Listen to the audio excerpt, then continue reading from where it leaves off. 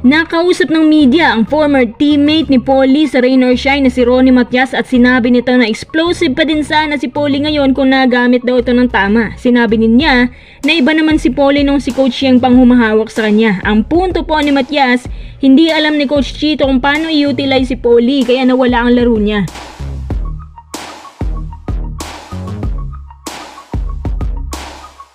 Coach Yeng Guiao lutas na kung paano talunin ng TNT at nagkaroon daw sila ng playback para ayusin ang mali-maling play sa turnovers. Paano kaya nalutas ni Coach Yeng ito? Bago natin ang pagpatuloy, kung nais susuportahan ng aking channel, just click subscribe and share. Kung di ako nagkakamali, mag-teammate si Matias at Paul sa Rain or Shine. At ito pa yung kapanahunan na halos nasa peak ang lahat ng players nila. Hindi ko makakalimutan yung players nila noon na sila Chris Tew, Paulie, Jeff Chan, Ryan Aranya, Jonathan Oiluan, Jaire Ibanez, T.Y. Tang, Larry Rodriguez, J.R. Quinian at iba pa na kung paano sila maglaro ay parang yung mga players din ni Coach Yeng ngayon.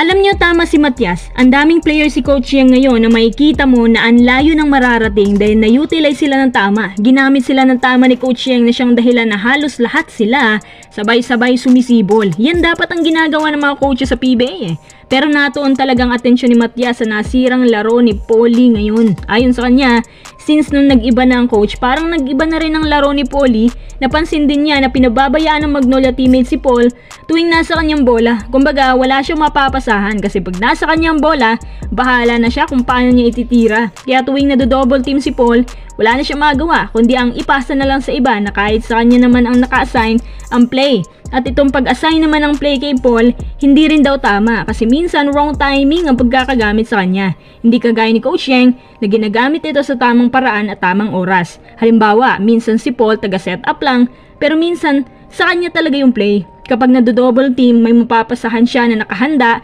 gaya ni Jeff Chan. Yan ang ibig sabihin ni Matias kasi si Coach Yeng alam niyang kahinaan at kalakasan ni Paul. Alam din niya kung kailan siya i-hand off at kailan hindi. Naniniwala naman si Ronnie Matias na kapag ginamit lang ng tama si Paul, nandyan pa rin ang laro niya at kaya pa niya maging dominant when it comes to shooting. At pang long range pa, hindi basta-basta. Ay nako, dapat kasi hindi kinuha ng Magnolia si Paul. Bigla ko lang naisip na paano kaya kung bumalik si Paul sa Ross? Naku, tiyak ako na madadagdagan ng firepower ng Ross. Tapos ibalik si Jeff Chan, si Kinyahan, if possible, Jericho Cruz pa. Kasi balita ko, papakawalan daw siya ng SMB. Marami din ang nagsasabi na bukod kay Matias na ang Ross, after 5 years, tiyak ako na dominant na sila sa liga kapag nabibigyan lang ng mahabang minuto. Isa pa sa nakikita ko, dapat pang magpasalamat ang ilang PBA teams nang dahil sa Ross, marami na tuloy silang prospect na pagdudukutan. Kumbaga, tagahasa ang Ross, tagapitas naman sila. Huwag naman sana mangyari yun, no? Sana itong core ng Ross makontain nila ng mas mahaba-haba pa. Nga pala, agree po ba kayo sa komento ni Ronnie Matias?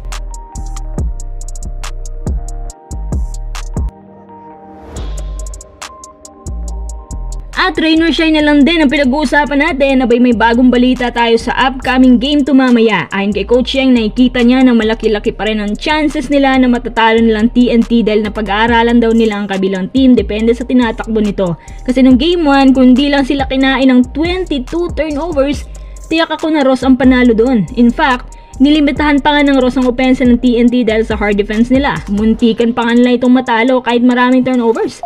Lutas na nga siguro ni Coach Yeng ang problema dahil tuwing practice nagkakaroon po sila ng playback at inaalam at inaayos nilang part na kung saan sila nagkakamali. Dagdag pa ni Coach Yeng, hindi sila dapat magkaroon ng maraming turnovers kapag TNT ang kalaban.